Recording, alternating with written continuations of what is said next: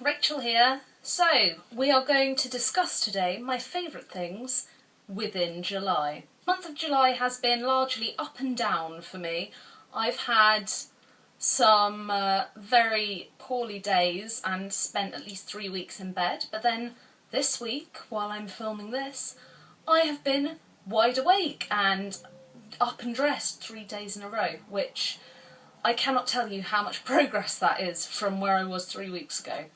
Happy days. So actually the things that I'm going to be showing you today are things that have, number one, picked up my spirits somewhat while I was a bit down and exhausted and stuck in bed and bored, and number two, which have added to the days which were good and happy. So I'm quite looking forward to showing you all these things. I'm going to start with makeup, and the first makeup thing is in two parts, and that is the Sleek Face Contour Kit in the shade Light and the Body Shop Slanted Kabuki Brush. I've had this for quite a while. It's a very nice brush, it feels so soft and it's incredibly densely packed, so that's a positive. But I've never really known what I was meant to do with it, because you can't go like that with as you would with a normal kabuki brush because of the slanted bristles, and it was just a mystery to me.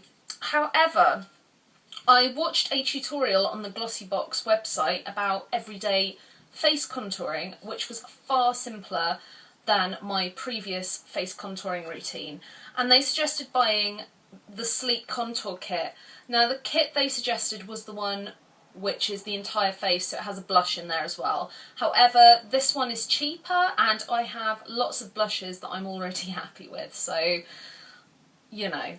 Anyway, so the bronzer in this is extremely matte and it does give a very natural contour without any glitter, without muddiness, in my opinion. I may be wrong, I might be looking an absolute state as I speak to you now. In fact, I probably am. Anyway, so this has been a really good combination. I put it on, slant it back, and then sort of do little brushy motions, blend it in with the blush, up to my ear, do a little bit under my jaw, the whole shebang. Anyway, I would recommend this brush. It's good for contouring and for bronzer application in general. And this kit is great. I really approve of this bronzer very highly.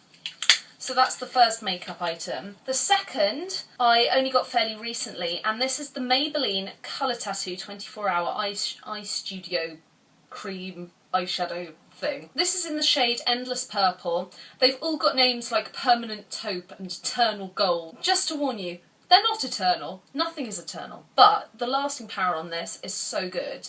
The colour itself is beautiful. It's a slightly metallic purple. It goes on your eyelid slightly darker than it perhaps looks here, but it blends beautifully. Now I've been using it as a base for powder eyeshadows, along with the Urban Decay Primer Potion. I kind of combine them to do a smoky eye. I just think they're really nice products. I also got it in another shade, Permanent Taupe, and I love that colour as well, but I think the purple is really unusual because there are a lot of cream eyeshadows, in my opinion, in various neutrals that are very successful, but I feel this is an unusually successful bright colour. So I do love this, and I love the packaging. It feels really hefty and not sort of cheap and flimsy, which is silly but matters to me.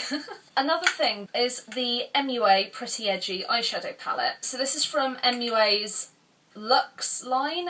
If you know the velvet lip lacquers they do, that's the same line as this. So it's slightly more expensive than their standard palettes and products. As you can tell, the packaging is a little bit fancier. I'm in love with the studs. Like, obviously it's still not the most sophisticated or hard-wearing looking palette, but I think it is aesthetically very pleasing, and the colours I really appreciate. It says on the back that it sort of goes from pretty romance to gothic grunge, which are two looks which I very much enjoy, and I feel it does cover those bases. There are some neutrals in here, and the purples are fairly neutral in themselves. So going from my right to left, so that might be your left to right. Anyway, this side, starting from this side, the colours are Antique, Bow, Tweel, Ruffle, Flounce, Lace, and then the next line, Sinful, Gothic, Wrath and Envy. So the names are adorable, and I like that you get these 4 matte shades which are really great for blending. I think it's a really nice palette. I enjoy that you get a big mirror included in it rather than just a little strip. I think that can be really helpful for when travelling. I like this eyeshadow palette a lot and I've used it quite a lot recently. And then the last makeup item is something that you're probably not going to get that excited about because everyone knows about it already. And this is Benefit's Their Real Mascara. I got this travel size in a Birchbox, I believe, a month or so ago. And I'm in love with the wand. So in love with it, I cannot tell you. It took me a while to get used to using it with the funny bristly end. Let me show you. While I'm certain you've already seen these, for those who haven't, there is sort of a fireworky type anemone end to this, so you can really get in and do the little corner lashes, which is fab because I am rubbish at that. I realise it's just a little travel size, but when it finishes I'm going to wash the brush and use it with a cheap mascara because I'm a pro. I think the formula is quite good, but it is really difficult for me to take off at the end of the day. It's it almost feels slightly waterproof, which is not necessarily my favourite thing, but the brush makes up for it and then some. So I would recommend trying a travel size, sample size type version of this because it's a great mascara, and then you get the wand for fairly cheap. Moving on to more beauty related things. The first thing is the Liz Earle Cleanse and Polish Hot Cloth Cleanser. Again, I got a sample of this in, I can't remember if it was Glossybox or Birchbox. I think it was Birchbox.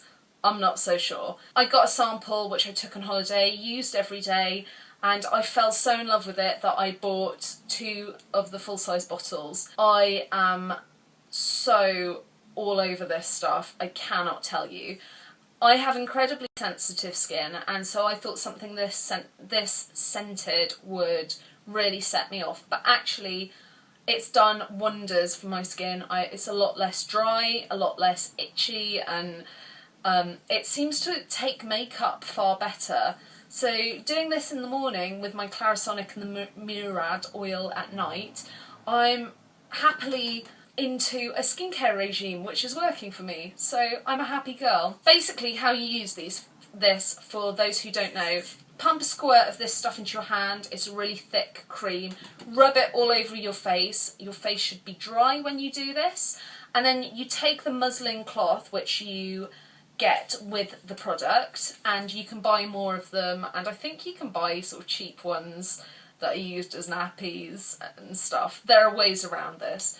Anyway, you run it under hot water and then polish it off your face, and that exfoliates while the product is actually cleansing. So it's a great product, very easy to use. I would recommend highly. The next thing is a hair product. It's not a product. Is it a product? It's a thing. It's a hair thing.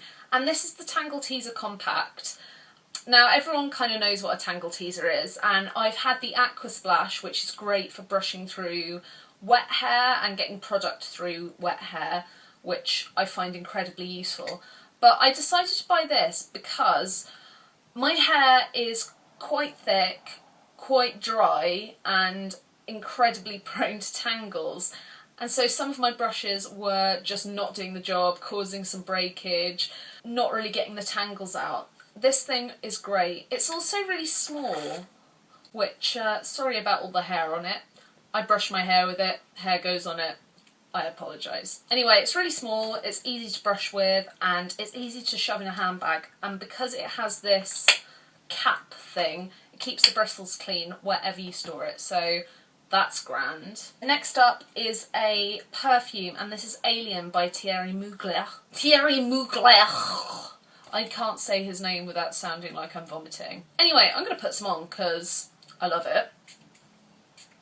It just smells So pretty. It's sort of a grown-up, dark, grungy floral. That's the way I feel it comes across. I really like it. I think the bottle is stunning. I love the idea that it's like an alien stone that's come down to Earth and might crack open and birth something anytime soon. I'm a big fan of this perfume. I've been wearing it quite a lot, particularly on days when I'm wearing purple, because I like to match my perfume bottle colour to my clothes. That's normal, right? It's a great perfume, bit pricey, but I got it at duty free. I enjoy it. What can I say? The next couple of things are slightly different and they are maybe more lifestyle type things. Sorry about that, my camera died. So, I thought I would open the curtains as well. It was a bit dark in here. Sorry if one side of my face is very much in shadow while the other isn't. Anyway, so the first of the maybe more lifestyle items is a necklace. I got this from Rockafrilly. They're a UK-based brand who make retro and vintage inspired jewellery. They're fantastic, please check them out. Their Instagram is very inspiring. I basically got a £10 lucky dip bag which had 3 items in, and one was this necklace. Did you see that? Anyway, it's a perfect length on me. It comes down to just about the right place, which is great.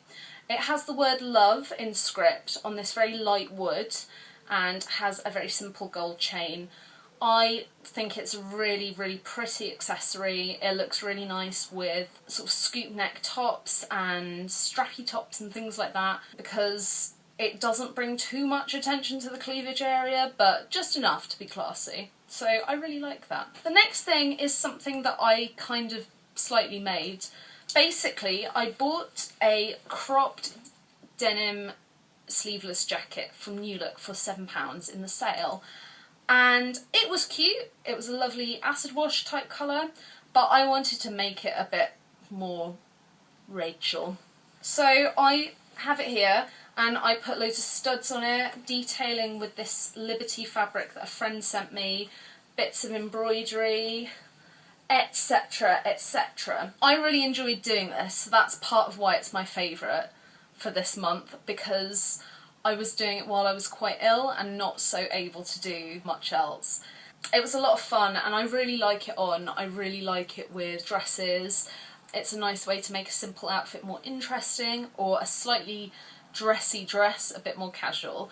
It's my favourite piece at the moment and it makes me feel like I'm going to a festival, even though I'm going to no festival. Sad times. The last favourite for this month is actually a book, and this is The Goldfinch by Donna Tartt. She is one of my favourite authors. My favourite book of all time is one of hers, The Secret History, and I've read it to the point at which it is literally falling apart. There are pages coming out. It's an incredibly long book. It's taken me a really long time to read it. I've only been reading in sort of small mouthfuls because I feel it takes some time to digest every little morsel of the story. It was a really touching story, very human, and although there were elements that were sort of slightly fantastical, it was still very much grounded in reality, and you ended up really caring about these characters who were inherently very flawed, which I think is a sign of very good writing. I love this book. I would really recommend you reading it or getting an audiobook version of it. It was fantastic and it really moved me, and I love it. It's a great book. What can I say? Give it a go. And how cute is the cover? I love it. I'm too influenced by book cover design. I am literally judging books by their covers. Shame on me. Anyway, so that's the lot. Those are the things I've loved this month. What have you loved about July? Anything special happened? Anything special that you've bought? I hope that wherever you are, you're having a fabulous time and that your July was a splendid one. Cheerio!